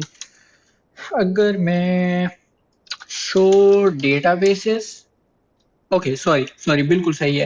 शो डेटाबेसेस अगर आप रन करो तो क्लियर है, इसमें नहीं है जी। सी एल एस से जी स्क्रीन क्लियर होती है। स्टेप नंबर 1, मुझे सारी डेटाबेसेस की लिस्ट देखनी है। इसको मैं थोड़ा जूम कर देता हूँ, आई गेस अगर आप देख पा रहे हो तो। और यहाँ से बस इसके यही प्रॉप्स हैं। ठीक है जी, मुझे सारी डेटाबेसेस की लिस्ट देखनी है तो आप लिखो जी शो डेटाबेसेस। फाइन, ये डेटाबेसेस की लिस्ट आ गई। मैं डेटाबेस सेलेक्ट करना चाह रहा हूँ, मैंने कहा जी यूज एडमिन। तो इस वक्त मेरी एडमिन डेटाबेस स्विच हो गई। यहाँ पे आप एडमिन देख रहे हो। मुझे एमफ्लिक्स पे जाना है तो मैं लिखूंगा यूज सैंपल एमफ्लिक्स। मेरी ये डेटाबेस स्विच हो गई। ओके, मुझे कलेक्शंस देखनी है, कौन कौन सी कलेक्शंस हैं। तो मैंने कहा जी शो कलेक्शंस और सेमीकोलन। लो जी, ये कलेक्शंस आ गई। Comments, movies, sessions, theatres, users. Okay, that's the great thing. अब मुझे क्या करना है, मूवीज की कलेक्शन में से डेटा देखना है। तो अब आप लिखोगे डीबी डॉट कलेक्शन का नाम मूवीज डॉट। अब इसके आपको फंक्शन देखने हैं। Find function. फाइंड फंक्शन क्या करता है, उसका सारा डेटा रिटर्न करेगा। मूवीज के अंदर जितना भी डेटा है वो सारा रिटर्न कर देगा। इंटर, लो जी, उसने आपको डेटा दिखा दिया आपके कंसोल के ऊपर। ये देखो जी, ये सारी मूवीज का डेटा आपके पास अवेलेबल है। जितनी भी मूवीज थी उन सब का डेटा उसने क्या कर दिया, आपको आपके कंसोल के ऊपर रिटर्न कर दिया। ठीक है, ओके। अगर हम इसको, अब ये चुके अगेन, मैं देखता हूँ CLS। मैंने स्क्रीन क्लियर कर दी। ठीक है, तो मैंने कहा जी DB dot movies dot find. अब फाइंड क्या करना है, मैं कहता हूँ जी फाइंड। ओके, इस फाइंड के अंदर आप अपना फिल्टर, अपना क्राइटेरिया लगा सकते हो। लेट्स से अगर ये मैंने मूवीज है तो मूवीज के अंदर फिल्टर कैसे करना है। मैं कहता हूँ यार जितनी रेटेड है, ये रेटेड एक फीचर है। रेटेड एक फीचर है जिसके अंदर मैं कहता हूँ ये अनरेटेड वैल्यू है। मैं कहता हूँ जितने अनरेटेड है जरा मुझे पहले वो तो दिखाओ। आप यहाँ पे भी टेस्ट कर सकते हो। ये देख लो, करली ब्रैकेट है, इसके अंदर अपने फीचर का नाम लिखो रेटेड कॉलन डबल कोट्स के अंदर वैल्यू। आप क्या चेक कर रहे हो, अनरेटेड के साथ देखना चाह रहे हो। ये लो, मैंने ये फिल्टर अप्लाई किया तो ये कितनी आई है, 751। 751 फिल्टर हुए हैं। उनमें से अभी आप कंसोल के ऊपर ये 25 देख रहे हो, जाहिर है ये पेजिनेटेड डेटा है। यही चीज आप यहाँ पे अप्लाई करो। कैसे करोगे, बिल्कुल वैसे ही। फाइंड फंक्शन है, ओके, करली ब्रैकेट में बताओ क्या आप फिल्टर कर रहे हो, रेटेड वाला कॉलम, और वैल्यू क्या है, अनरेटेड।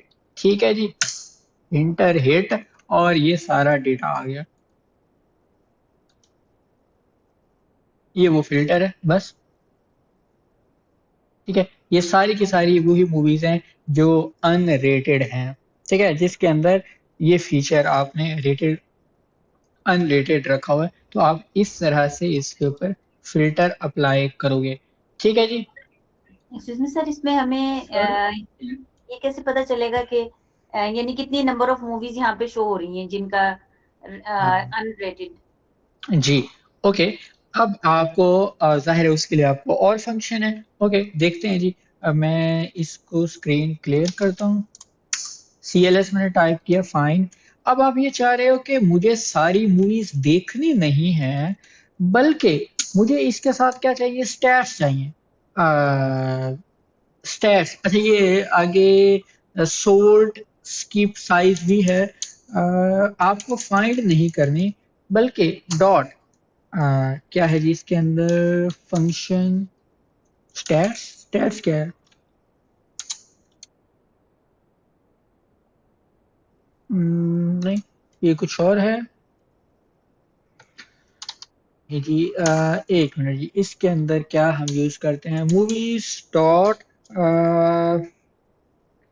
काउंट। इसके अंदर फंक्शन है एग्जैक्टली इस वक्त मुझे याद नहीं आ रहा। अ, मैं आपको ना अभी इसको देख के बता देता हूँ कि आप इसके अंदर से स्पेसिफिकली अगर ये जो आपका फिल्टर था आपने कहा जी movies dot find, okay find के अंदर आपने क्राइटेरिया पास किया कि रेटेड जो है वो आपके पास क्या हो जी, अनरेटेड। अब इसी के साथ डॉट लगा के आगे आप फंक्शन निकाल लोगे। उस फंक्शन के साथ आपको क्या करना है, there are the lot of things. जैसे ये फंक्शंस आपको नजर आ रहे हैं, लिमिट का है मैप, मैक्स, मिन, नेक्स्ट, काउंट। सो इस तरह के कुछ फंक्शंस होंगे। जैसे ये सोल्ट का फंक्शन है डेटा की सोल्टिंग के हवाले से। सो इसके अंदर है फंक्शन कुछ ना कुछ, तो अभी मुझे एग्जैक्टली याद नहीं है। तो वो स्टैट्स आपको बता देता है कि एक्चुअल में कितने हैं। अगर मैं काउंट करूं तो आई डोंट रिमेम्बर करता है 751। इधर अगर वापस आओ, कितने थे? 751। ये आपने अनरेटेड निकाले थे, ठीक है। अब मैंने सारे निकाल लिए, ओके ठीक है। अब मुझे यहाँ पे क्या चाहिए, मैं कहता हूँ जैसे ये ईयर है 9, ईयर के बिहाफ के ऊपर मैं फिल्टर करना चाह रहा हूँ 1909 के ऊपर। तो मैं कहता हूँ जी ईयर, और ईयर के साथ मैं कहता हूँ जी ये वाली वैल्यू। तो 1909 में तो एक ही मूवी आई थी, ठीक है। यही चीज मैं यहाँ पे ऊपर चला देता हूँ कि ईयर वैल्यू और ईयर के साथ वैल्यू थी 1909 count. You can see here exactly one. अगर आपने उसका डेटा देखना है तो आप काउंट निकाल दो। आप देखो ये उस एक मूवी की डिटेल है बस। ठीक हो गया। सो हमने डेटा डेटा हमने फेच करना देख लिया, ठीक है। ओके, हमने एटलीस्ट डेटा फेच करना देख लिया। डेटा कैसे फेच होगा, अभी तो सिंपल एक फाइंड फंक्शन चलाया है, अभी बहुत सारी चीजें आएंगी, हम वो सीखेंगे। अभी जो सारे फिल्टर अप्लाई करने हैं वो यहाँ पे भी कर सकते हैं। आप कहते हो कि जी जैसे हमने पहले फिल्टर अप्लाई किया था रेटेड का, ओके रेटेड के अंदर हमने कहा वैल्यू क्या होनी चाहिए, एंड ये अनरेटेड, ठीक है। अनरेटेड है जी 751, ठीक है। अब आप इसके बाद साथ में कोई और फिल्टर भी अप्लाई करना चाह रहे हो, जैसे टाइप है। अब टाइप क्या है आपके पास, एक एक टाइप है मूवी, ठीक है। इसमें कोई और टाइप भी होगी, है कोई?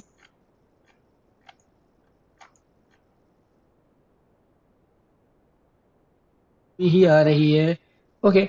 मैं इसके साथ फिलहाल एक और फिल्टर भी लगा देता हूँ। मैं कहता हूँ जी टाइप कॉमा दे के बस यही लिखना है टाइप, और टाइप के अंदर अगर हम लिखते हैं मूवी तो क्या है, ये देखो 741 हो गया है। इसका मतलब है वो टोटल 751 थी, तो वो जो आपके पास 11 मूवीज हैं वो किसी और कैटेगरी में है, उनकी टाइप मूवी नहीं बल्कि कुछ और होगी, ठीक है। अच्छा अब मैं कहता हूँ इमेजिन करो कि जिनकी टाइप जो है वो मूवी ना हो, तो उसके लिए आपको ऑपरेटर यूज करना है। ऑपरेटर डॉलर के साथ होते हैं, मैंने कह दिया नॉट, ओके। नॉट के बाद आप ये कॉलन लगाएंगे और करली ब्रैकेट के अंदर आपने वही चीज टाइप कर दी, टाइप मूवी। तो ये क्या करेगा, जिसकी टाइप मूवी नहीं होगी और वो अनरेटेड होगी, उप्स, वो कहता है if you are not trying to negate an entire expression use nor। हमने कुछ गड़बड़ कर दी है।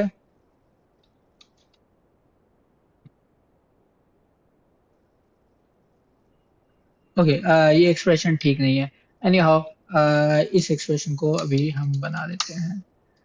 होना तो ऐसे ही चाहिए था। ऑपरेटर देख लेते हैं पैरल। इस तरह से आप इसको फिल्टर कर लीजिए। सो सिंपल सिंपल अभी अगर आसान आसान बातें करें तो हमने कहा कि जी हम डेटा फाइंड कर सकते हैं, फिल्टर हमारे इसके अंदर लगा करेंगे, बस फिलहाल के इतनी बात है। फिल्टर कैसे अप्लाई होंगे, मोर देन वन फिल्टर कैसे होंगे, आप कॉमा दे के आगे आप फिल्टर अप्लाई करोगे। अभी अगर आप मल्टीपल फिल्टर्स की बात करो, जैसे मैंने पहले दो फिल्टर अप्लाई किए, वो जो आपके लॉजिकल ऑपरेटर्स हैं और रिलेशनल ऑपरेटर्स हैं उनकी तरफ हम बाद में आएंगे। वो अभी के लिए थोड़ा उसको पॉज कर लिए। ठीक है, हम इसके अंदर डॉक्यूमेंट इंसर्ट कैसे करेंगे? मैं यहाँ पे ना एक नई कलेक्शन बना देता हूँ, डीबी डॉट, नई कलेक्शन बनानी है तो खुद ही उसका कलेक्शन का नाम लिख दो। जैसे मैंने कहा मूवीज अंडरस्कोर टेस्ट, बस इसके अंदर मैं क्या करने जा रहा हूँ, इंसर्ट वन, एक डॉक्यूमेंट इंसर्ट कर देता हूँ, करली ब्रैकेट, मैंने कहा जी टाइटल, और मैंने कहा जी let's say Dune, and that's all, बस। अब मैंने इस सारी कहानी से क्या मतलब है कि एक मूवीज अंडरस्कोर टेस्ट के नाम की एक कलेक्शन बनाऊंगा, उसके अंदर एक डॉक्यूमेंट मैंने इंसर्ट कर दिया, यानी एक नई चीज क्रिएट कर दी। अब जरा इधर आओ, यहाँ पे आके रिफ्रेश कर लो। रिफ्रेश का ऑप्शन यहाँ पे कहाँ पे है? होता तो था,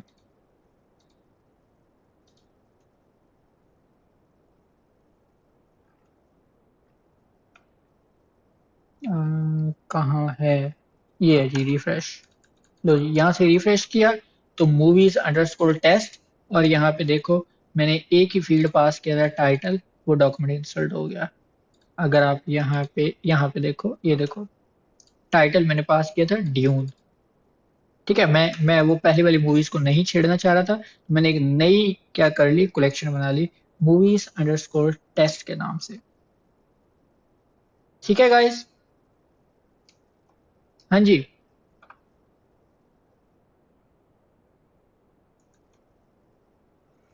ओके, जी प्लीज बाकी लोग भी।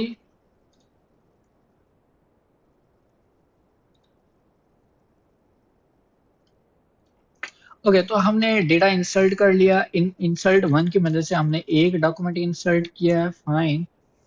अब हमें पसंद नहीं आया, हम कहते हैं डिलीट कर दो। हमने कहा जी इस कलेक्शन में से, बल्कि एक और इंसर्ट कर लेते हैं ना, हमने कहा जी लेट्स से आयरन मैन।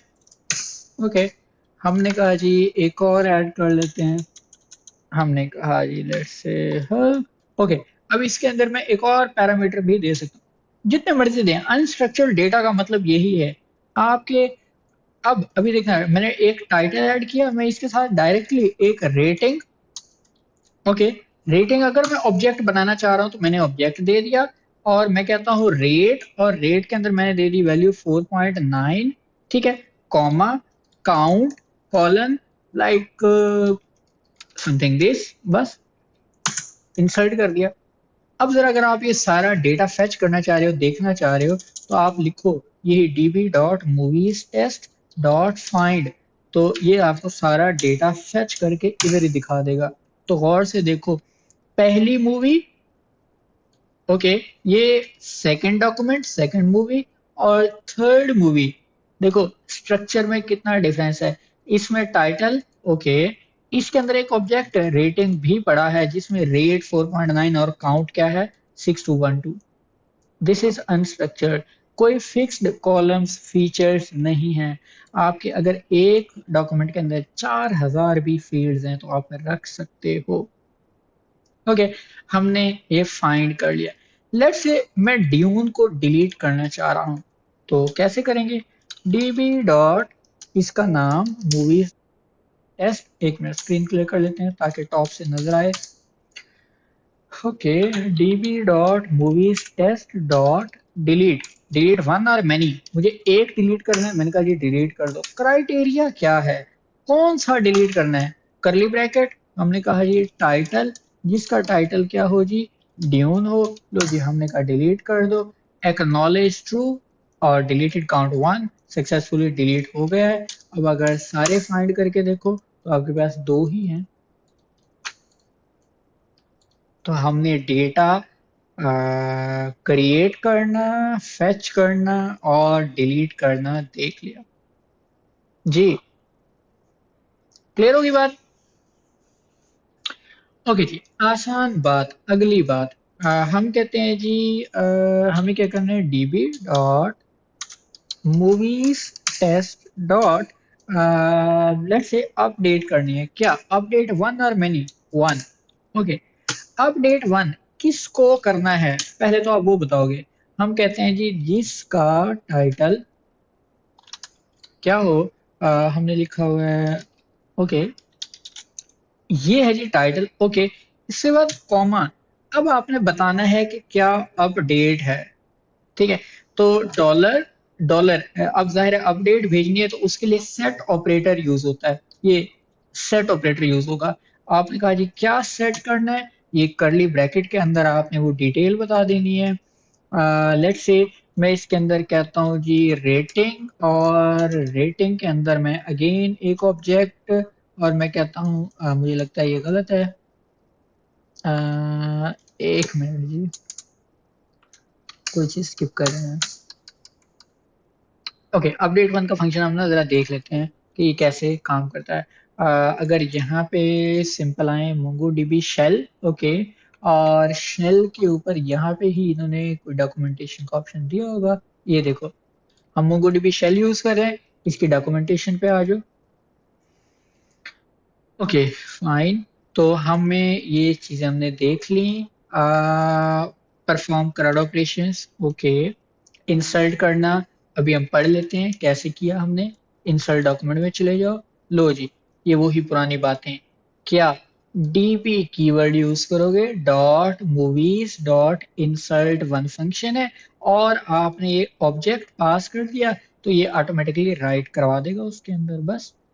अगर आपको मैनी इंसर्ट करवाने हैं तो आप मैनी यूज कर सकते हो, ये फाइंड फंक्शन उसने बता दिया, ठीक है। मैनी के लिए क्या पास करनी है, अरे, जाहिर है आप मल्टीपल डॉक्यूमेंट्स ऐड करना चाह रहे हो तो आप क्या यूज कर रहे होंगे, अरे यूज कर रहे होंगे, ठीक है। अरे पास करेंगे, फाइंड करोगे तो फाइंड हो जाएगा, ओके नेक्स्ट। फाइंड का फंक्शन ऑलरेडी हम देख चुके हैं, इसको बैक करो। ये जी आपने dB dot movies dot find लिखोगे तो सारी मूवीज फाइंड कर देगा, वो कहता है ये चीज सीक्वल में इस चीज के इक्वलेंट है जो आप सेलेक्ट सेलेक्ट फ्रॉम मूवीज लिखा करते थे, ठीक है जी। क्राइटेरिया, अगर आप टाइटल टाइटैनिक से फाइंड करना चाह रहे हो, सिर्फ यानी कि जो टाइटन जिसका टाइटल टाइटैनिक हो, ये वो रिटर्न कर देगा, ओके। और इसके बाद आप मल्टीपल चीजें भी पास कर सकते हो, ये मैं अभी इन चीजों की तरफ नहीं आ रहा, ये थोड़ी सी अभी के लिए आपके लिए कॉम्प्लेक्स लगेंगी, इसीलिए ये मैंने ऑपरेटर वगैरह ये सारी चीजें छोड़ दी हैं, इसको हम नेक्स्ट सेशन में देखेंगे। आज जरा अपडेट के ऊपर। So there are the three functions जो आप यूज कर सकते हो, update one, many and replace one. Okay, update one कैसे काम करना है, मुझे सिंटैक्स देखना है। So this one is the criteria कि आपको क्या किस बिहाफ के ऊपर फिल्टर करना है, ओके।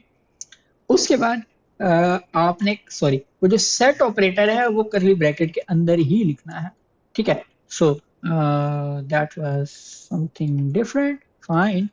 हमने कहा जी क्या करो, ये फाइंड कर लो, ओके। अपडेट क्या है, वो अपडेट आपने कॉमा करली ब्रैकेट में भेजनी है, ये करली ब्रैकेट के अंदर जो आपने अपडेट भेजनी है उस अपडेट को भी आपने क्या रखना है जी, सेट ऑपरेटर के अंदर रखना है। हमने कहा ये सेट ऑपरेटर है, फाइन।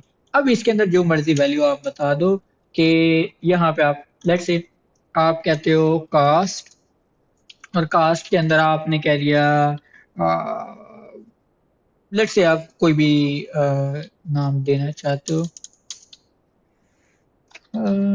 रॉबर्ट डाउनी जूनियर, ठीक है, ये हमने वैल्यू दे दी। उसके बाद मैं कहता हूँ कॉमा, और मैं कहता हूँ ये रेटिंग, ओके, रेटिंग मुझे ऑब्जेक्ट देना है तो ये अगेन ऑब्जेक्ट बना दिया। इसके अंदर मैं वैल्यू देना चाह रहा हूँ रेट, रेट मैंने दे दी इसको 4.9995, और लेट्स से जी कहता हूँ जी काउंट, और इसके अंदर मैंने वैल्यू दे दी like this thing.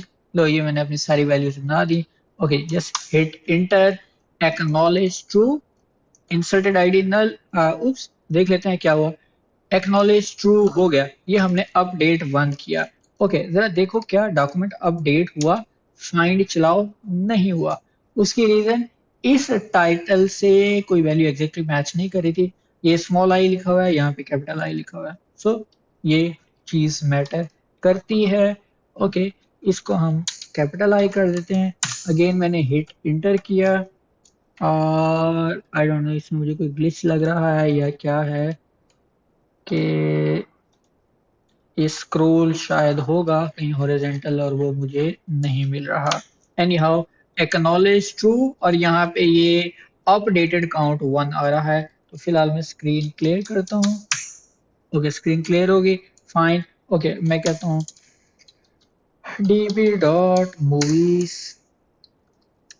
test.find and here we go. और you can see here कि ये वाला डॉक्यूमेंट मैंने सक्सेसफुली अपडेट कर लिया है। आज के दिन में एटलीस्ट हमने मोंगो डेटाबेस के कुछ फंडामेंटल्स देख लिए, जिसमें हमने मोंगो डेटाबेस को ऊपर एक्चुअल में काम कैसे करेंगे, बेसिक ऑपरेशंस एटलीस्ट हमें हाउ नाउ बन गई है। यहाँ तक किसी को मसला मसाइल कोई बातें कुछ पूछना हो प्लीज।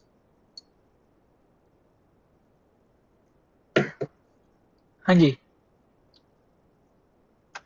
सर मेरा क्वेश्चन है सर। पूछिए ना, पूछिए।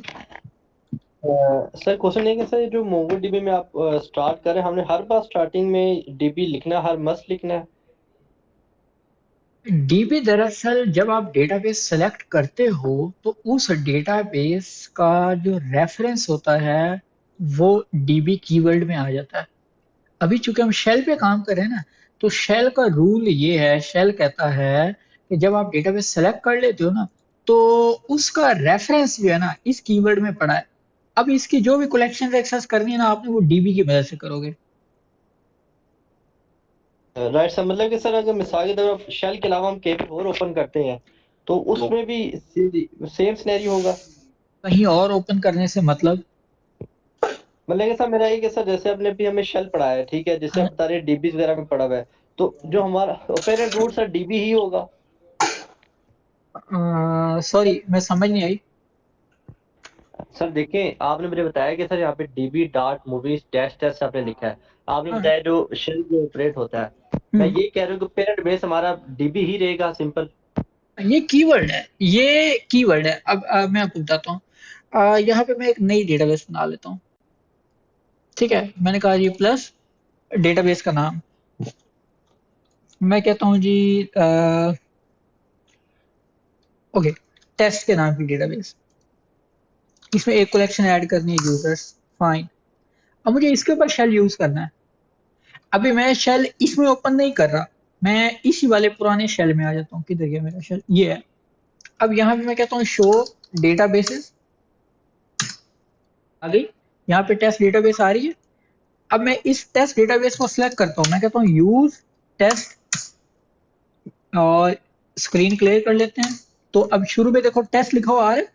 अब मैं इसकी कलेक्शन देखना चाह रहा हूँ, इसके अंदर इस टेस्ट डेटाबेस के अंदर क्या है। तो उसके लिए मैं कीवर्ड लिखूंगा डीबी। डीबी के अंदर मैं कहूंगा कलेक्शंस क्या है। सॉरी, इसके अंदर यार वो भी मैं भूल जाता हूँ। अब मुझे लिखना है शो कलेक्शंस। मैंने कहा जी शो कलेक्शन, उसने कहा यूजर्स। अब मुझे इस कलेक्शन के अंदर जाना है, इस कलेक्शन को ऑपरेट करना है, तो मैं लिखूंगा डीबी डॉट यूजर्स डॉट आगे। अगर मुझे फाइंड चलाना है तो इस तरह से चला रहा हूँ। अब जाहिर है कुछ भी नहीं था, तो इसलिए मुझे उसने कुछ रिटर्न नहीं किया। मैं कहता हूँ जी यूजर्स डॉट इंसर्ट वन, और इंसर्ट वन के अंदर ऑब्जेक्ट बताओगे। मैंने जस्ट कहा दिया नेम, हमने कह दिया लेट्स से, और ये डेटा इंसर्ट हो गया। फाइंड करो, आ गया फिर डेटा। राइट जी, सर। और पूछिए भैया।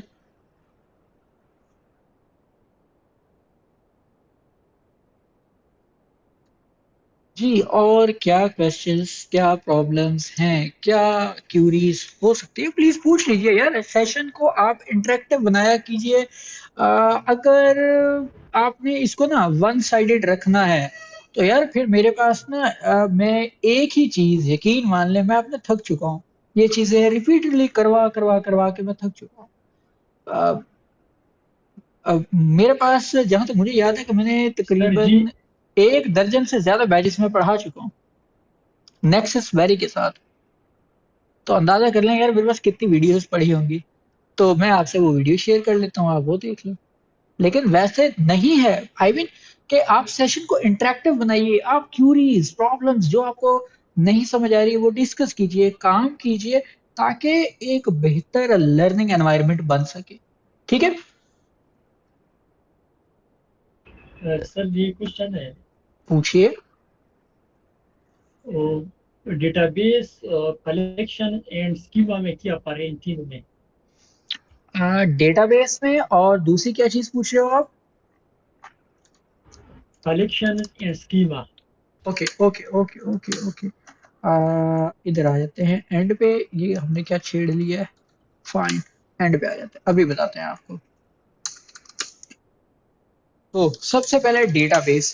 डेटाबेस क्या है? आपका एक ऑर्गेनाइजेशन, एक कंपनी, एक प्रोजेक्ट, उसका जो भी डेटा हैंडल करोगे उस सब के लिए आपको एक डेटाबेस फाइल क्रिएट करनी है, एक डेटाबेस क्रिएट करनी है। डेटाबेस, अगर मैं इसकी कोई टिपिकल डेफिनेशन नहीं बता रहा, बस आपकी अंडरस्टैंडिंग के लिए बना रहा हूँ कि आप एक नया प्रोजेक्ट लॉन्च कर रहे हो, एक नया प्रोजेक्ट आई मीन अगर आज आपको कह दिया जाए कि आपको कोई मूवीज की वेबसाइट बनानी है, कोई ग्रोसरी की स्टोर बनाना है, तो आप क्या करेंगे? उस सब का जो डेटा रखोगे एक डेटाबेस में रखोगे, तो आप एक डेटाबेस बनाओगे। डेटाबेस कैसे बनानी है ये हमने देख लिया। इसके अंदर क्या होती हैं? कलेक्शंस होती हैं, ठीक है। अब कलेक्शंस का स्ट्रक्चर जो है वो रिप्रेजेंट करने के लिए स्कीमा हम बोलते हैं। स्कीमा अभी आपको समझ नहीं आएगा, स्कीमा आएगा 2 सेशंस के बाद, तब हम डिस्कस करेंगे कि स्कीमा क्या है। अभी के लिए यूं समझ लो कि अभी तो हम वैसे ही अनस्ट्रक्चर्ड की बात करें ना।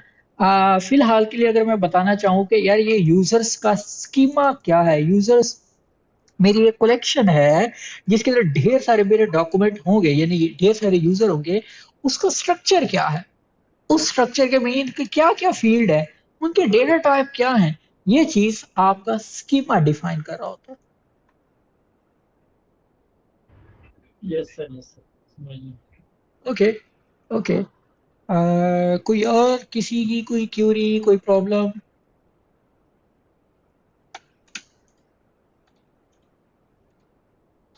ओके गाइस, सो इसको आज के सेशन को इतना ही रखते हैं। थोड़ा फर्स्ट सेशन है। इसको प्रैक्टिस कीजिए, लर्न कीजिए, अपनी प्रोजेक्ट के लिहाज से ये चीज़ें हैंडल कीजिए।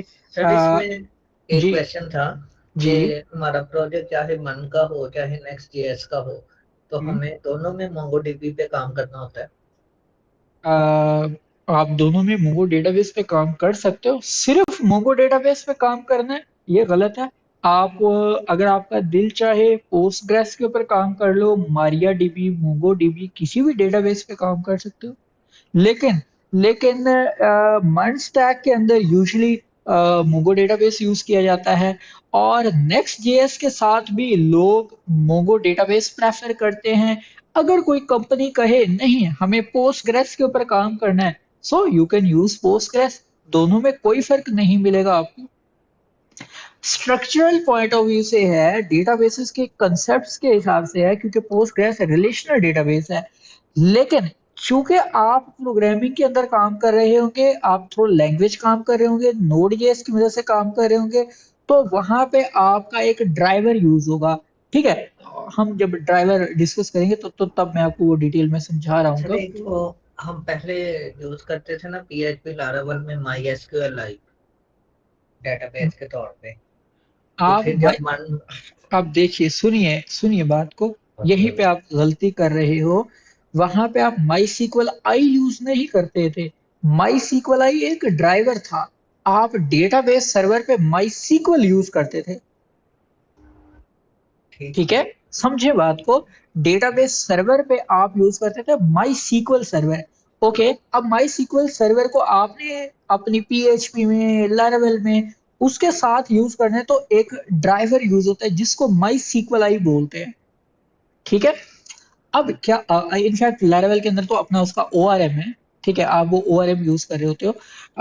एनी हाउ, तो आप अगर आप नेक्स्ट जेएस के साथ यूज करना चाह रहे हो माई सीक्वल, कर सकते हो। आप यूज करना चाह रहे हो माइक्रोसॉफ्ट एसक्यूएल सर्वर, पोस्टग्रेस, आप कोई भी डेटाबेस यूज कर सकते हो यार। ये ठीक है। कोई रिस्ट्रिक्शन नहीं होती, कोई रिस्ट्रिक्शन नहीं होती। बस यूजर की अपनी आसानी है कि वो जिसमें मर्जी कर ले। बिल्कुल, उसके ऊपर, उसके अपने स्किल्स के ऊपर, या अगर उसका कोई क्लाइंट है तो उसकी डिमांड्स के ऊपर। ठीक है सर, शुक्रिया। ओके जी, और कोई क्यूरी और कोई क्वेश्चन? Okay guys.